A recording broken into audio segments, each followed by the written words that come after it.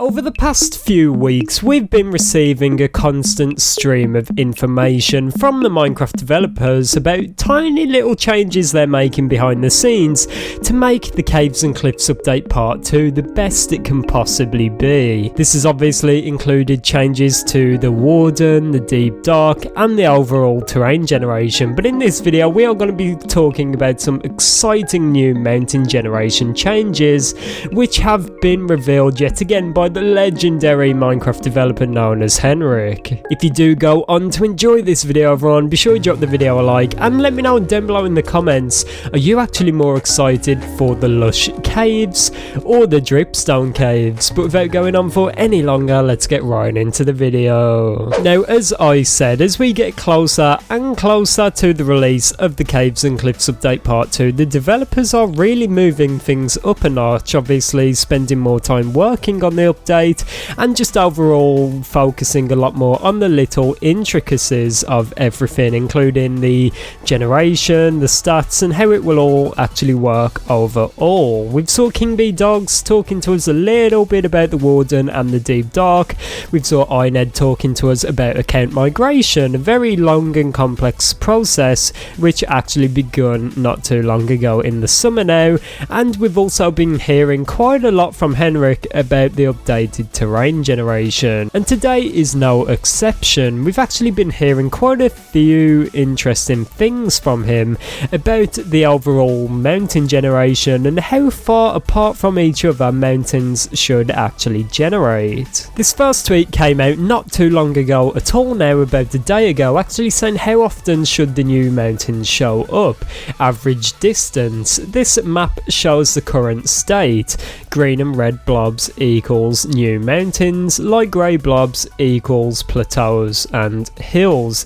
Extreme hills and shattered terrain are not visible on this map, so the flat areas aren't as flat as they look. Obviously, this is an image right now of the current terrain generation, obviously not the current release version, but the current behind the scenes Caves and Cliffs version. Now, this is definitely a very delicate process that needs a lot of time, trial and error to be worked on, and obviously this is something that's very personal preference. Basically the question is, how often should the player be able to find these new mountains? Now, I'm on the side of wanting them a bit more frequently, and that is because when the first ever beta for the updated mountain generation came out, I realised how horrible it actually was to have these mountains spread very far apart. It was so annoying to have to fly around in creative and find these mountains, but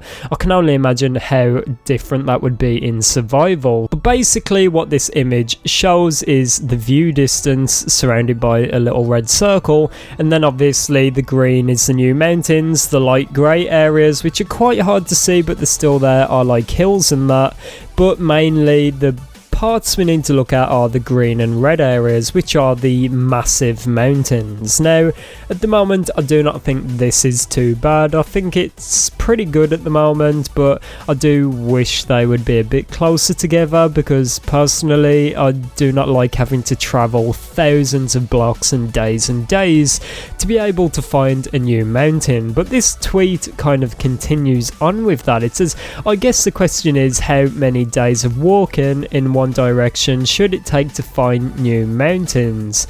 In this picture, each yellow arrow represents about 1 day of walking, and the width is what you would see along the way. Now let's just take a look at one of these main images here. It basically shows how long you will have to walk to find a mountain. Obviously, if you walk right, you will not come across one directly. If you walk left, you will. If you walk forward, you will find one. If you walk down, you will find one. So there's a pretty good chance of finding a mountain here within a few Minecraft days. days, which is really not too bad at all. But the annoying thing is, we can see here by this image, just like you know, that age-old meme of where you are mining but then there's literally a diamond on the next block across, you will probably walk past so many mountains while actually missing them, which is quite annoying.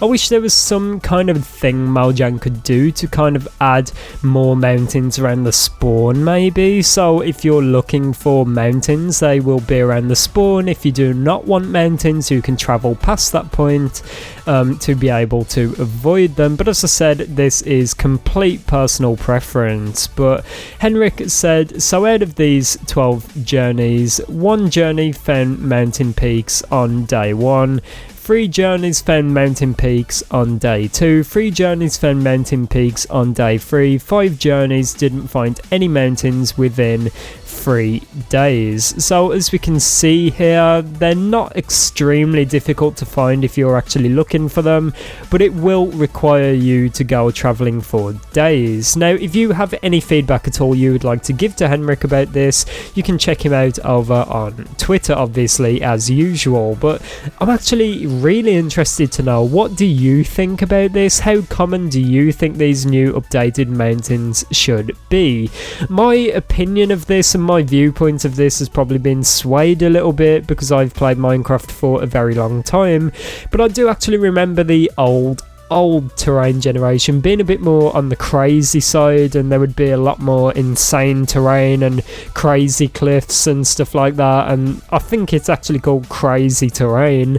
So I kind of wish we could see a bit more of that. Obviously, as Henrik said though, this image does not show crazy terrain, and you have to remember this image is a lot plainer than you may think. These green and red bits on the map are only the extreme mountains that tower all the way up into the clouds. We need to remember that there is a lot more little mountains and hills and crazy terrain that is not actually shown on these images. So this is what makes me extra excited for this update, just the fact that we're going to be getting a bit more varied terrain in Minecraft, and things are going to be a bit more crazier. And from what we saw in this image, the biggest mountains in the game will not be that hard to find at all. It's definitely very exciting, to say the least. But as I said, everyone, I cannot stress this enough. If you would like to get some feedback out there to the people that actually work on the game, be sure you check out Henrik over on Twitter, and hopefully you will be able to make a change on the game of Minecraft. I do love these changes though, and from what we've seen so far, if it takes about 3 days on average, or about 5 days, to be able to find a crazy huge mountain, that just shows and kind of creates an image in your head of how much crazy terrain there will be, how many crazy hills there will be, and just how varied the terrain will be now. I saw some people express concerns about wanting flat terrain, and I really do not think this will be too much of a problem. Obviously in Minecraft right now, especially Bedrock Edition, it's actually crazy. The terrain is actually so flat and so unvaried, it's actually crazy. So to be able to see this completely flipped up on its head with this update, I am so excited, everyone. Let me know what you think down below in the comments. But that is it for this one, everyone. I hope you did enjoy it. The next few weeks are going to be absolutely crazy for all of us Minecraft fans. We've probably most likely got the announcement for Minecraft Live coming in just a few weeks. Obviously that will lead to the live event itself, so probably sometime in September or October if everything goes to plan. We're also expecting the reveal of Minecraft 1.19 and the release of the Caves and Cliffs update part 2.